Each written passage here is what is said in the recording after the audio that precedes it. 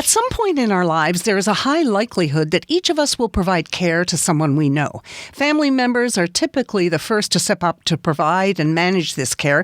Joining us now is corporate executive turned caregiver Sonya Singh, who has written a book called Lightning Strikes Twice, chronicling her journey. Welcome to the show. Thank you for having me. We all have a journey, let me tell you, right, Kate? Yep.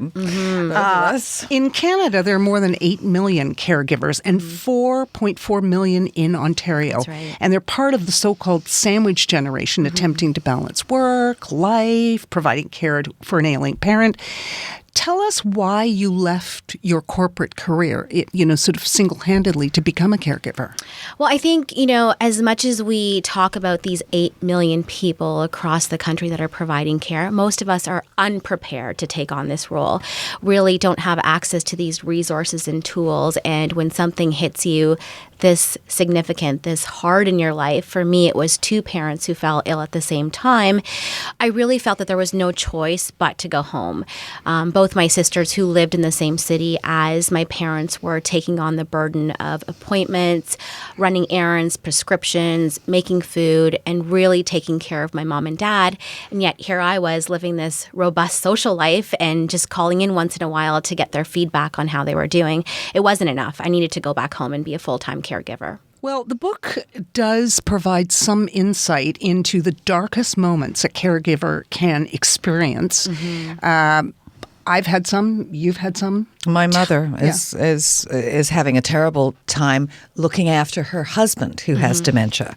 So, and the doctors have told her she's more likely to die from sheer exhaustion. That's right. Than like before he is. Right. And those are the statistics that are coming out now, that the actual caregiver will become sick while they are providing care to a loved one. And this is what happened to my mom. She was taking care of my dad, who was diagnosed with a rare form of Parkinson's, only affects 25,000 Americans. He's bedridden. And as she was taking care of him, a pot of lentils that she was making for lunch fell on her. She burned 44% of her body in third-degree burns and nerve damage. And so, she was the caregiver. And so she got into a place where she wasn't taking care of herself. And I think that's what happened to me. I was unprepared. These really dark moments that you'll read in my book are places of anxiety, panicking, anger. I'm sad that this happened to my mom and dad, and really not understanding it. Do we ever understand it, though? I think that there are phases of the journey as a caregiver. So for me in particular, I went through a phase of trying to figure out why their disease or illness couldn't be cured. And then in the middle of the journey, I was really focusing on taking care of them. And unfortunately, towards the end of the journey, as my mom passed away, I really was able to take a step back and understand what had happened. And maybe I don't fully understand why it's happened, but I do understand what happened. So how did it impact your life, your relationships? You gave up a paycheck, you gave up your social life, as you said. I look back, and at the time I really didn't know what was going on. I was sort of spiraling out of control. I went from living in Toronto to moving back to my hometown in the room that I grew up in as a teenager. And I didn't have access to everything that I did before, which meant my friends, my support system, that paycheck. Any money that I did have was now being spent secretly on trying to find a cure for my parents. I would buy supplements, I would hire coaches, I would get third and fourth opinions. So my cash flow was being depleted very quickly. A lot of friends did not know what was happening because I thought that if I contained everything, then my parents, their sickness wouldn't spread. So you sort of get into this weird mental state that you're going to fix them, so there's no point in telling your friends what's happening, and I won't be gone for that long is what I thought. And I was in a relationship, and that did not last very long because I couldn't be a girlfriend. I didn't know how to be a partner because I was too busy loving my mom and dad, not knowing how much time I had with them or would have with them. I wanted to exhaust all that love for them. Did you ever feel, or do you ever feel resentment? Oh, yes, I do, because I didn't hesitate answering that question because I do. My mom was 61 and she had an entire life ahead of her still. She will never get to see me get married or have a child. And I'm angry about that. And I still have not figured out why they both got sick at the same time. And I have a father who has a very progressive disease, which unfortunately he's not going to live long either. And that's orphaned me. That will orphan me. So what happens to me now? And why did this happen? I think that's my resentment, and I don't fully understand. I know that people age. I know that there are ailments and there's diseases. I don't understand why it happened at that point to them. Do you have, you said you took on this, I'm going to call it a burden.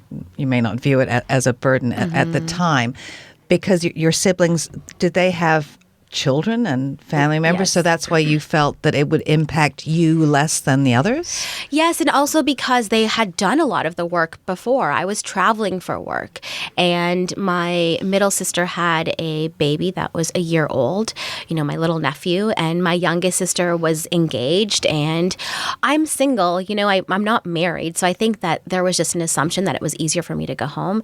But now that I look back, there was this weird pull that was really pushing me to head back to Guelph. And I think that maybe in some sort of weird way, I knew that I had a limited amount of time with my mom and with my dad. If you had sort of one takeaway piece of advice to give people going into this, or maybe just an attitude? I think that's part of my book, is to really have understanding as a caregiver, but also as someone who has a caregiver in their life, and you may not know how to speak to them about it. I think that there are moments that we're obviously going to be very dark as a caregiver, and the best thing that you can do is really talk it out with the people that are in your life so they understand what's going on.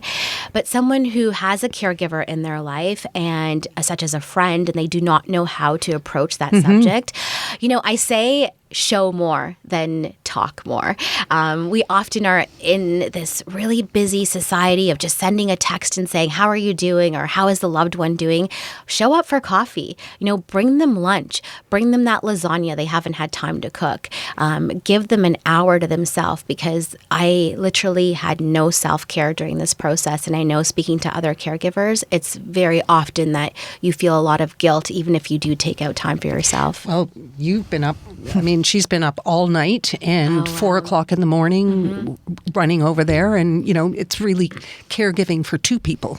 Yeah, and you don't sleep. But now the interesting thing is my stepfather is now in a LIN home, in a care home. It hasn't lessened the burden on my mother, because she still has to go down there and get his laundry every day, and clean it and visit him and make sure he's being looked after, make sure he's being taken to activities, make sure he isn't being over-medicated. There's lots. I thought it would be easier.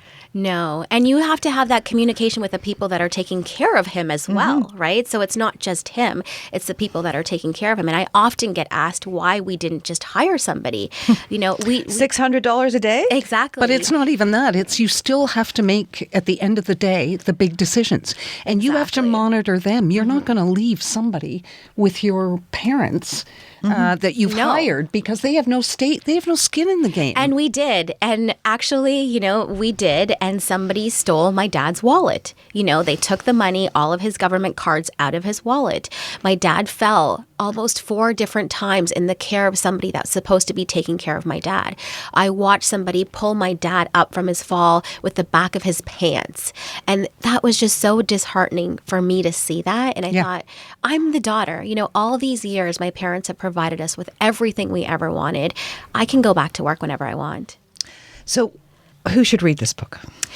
A caregiver should read this book. I think anyone that's going through the journey of being a caregiver, and also the friend of a caregiver, a family member who may not know exactly how to be there for somebody, will have a better understanding of what it's like to be there for someone. And how can people get the book?